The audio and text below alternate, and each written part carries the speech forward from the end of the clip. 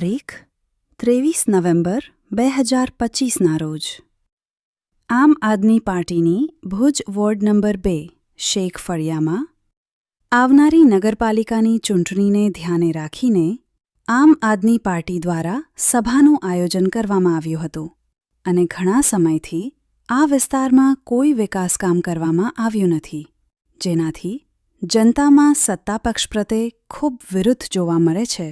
તે જોતા આવું લાગે છે. પ્રજા સાથ પરિવર્તન કરવાના મૂડમાં છે. આ વોર્ડ નંબર 2માં ઘણા વર્ષોથી કોંગ્રેસ અને ભાજપ જીતે છે અને વોર્ડમાં કામ નથી થતા. એ માટે આમ આદમી પાર્ટી એ આ વિસ્તારના લોકોને સાથ સહકાર આપવાનું શરૂ કરી બોલાવ્યા અને સભામાં અલગ અલગ પાર્ટીઓના કાર્યકર્તાઓ ઈમાનદારી આમ આદમી પાર્ટી સાથે જોડાયા હતા. Bhuj ward number 2 Sheikh Faliya. આજ રોજ આમ આદમી પાર્ટી દ્વારા સભાનું આયોજન કરવામાં આવ્યો હતો.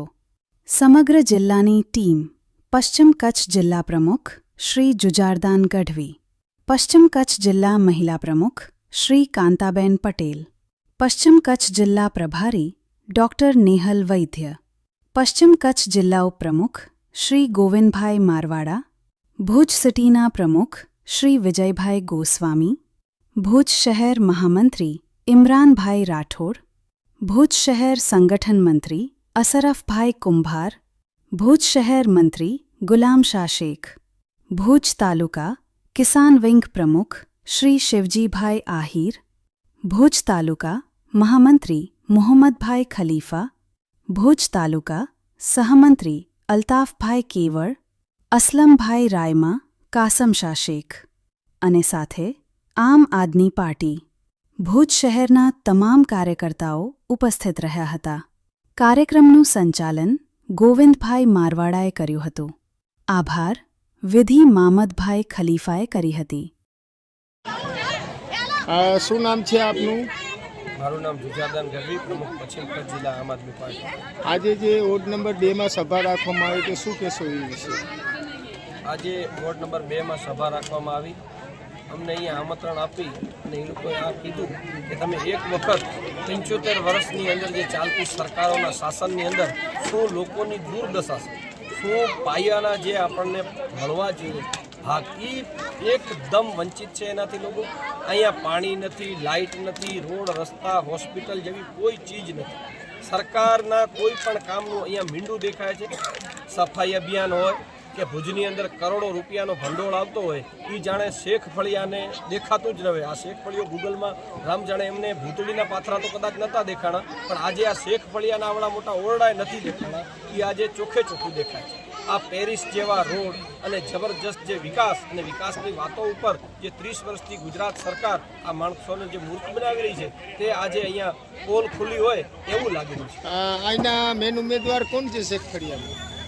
અહીંયા જે અમારા સનિષ્ઠ કાર્યકર હશે, લોકોને જે સારી સેવા આપી શકશે એને અમે અહીંથી ઉમેદવાર બનાવીશું. છે આપનું? મારું નામ ડૉક્ટર નેહલ છે. નેહલ સાહેબ, જે વોર્ડ નંબર 2માં આજે જે સભા રાખવામાં આવી તે વિશે આપ શું કહેશો? વોર્ડ નંબર 2 જે ભુજનો વોર્ડ નંબર 2 કહેવાય છે એ કદાચ ભુજનો વોર્ડ નંબર 2 છે કે કેમ એ સૌથી મોટો સવાલ છે. કેમ કે અહીંયા જે પાયાની સુવિધાઓ મળવી જોઈએ પ્રજાને એ મળી નથી રહી. અહીંયા તમે રોડ જુઓ, અહીંયા તમે રસ્તા જુઓ, ગટરની સમસ્યા જુઓ, ઉકરડા જુઓ, કચરા જુઓ, એ કોઈ પણ વાતે આ વોર્ડના લોકોને સેવા નથી મળી રહી. અહીંયા ભાજપ અને કોંગ્રેસ બંને પક્ષોએ રાજ કરેલું છે અને રાજ કરી રહ્યા છે, પણ એ બંને પક્ષોને માત્ર વોટ માટે જ આ જગ્યા દેખાતી હોય એવું લાગે છે.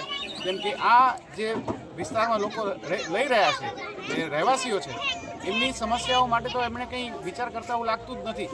આજે અહીંયા દરેક પરિવારને રોજના 40થી 60 રૂપિયા માત્ર પાણી માટે ખર્ચવા પડે છે. બાળકોને ભણાવવા માટે બીજે મોકલવા પડે છે, રિક્ષામાં બેસાડીને મોકલવા પડે છે. અહીંયા એટલું બધું ગટરનું સામ્રાજ્ય છે કે બીમારીઓ ફેલાયેલી છે, પણ દવાની કે દવાખાનાની વ્યવસ્થા નથી.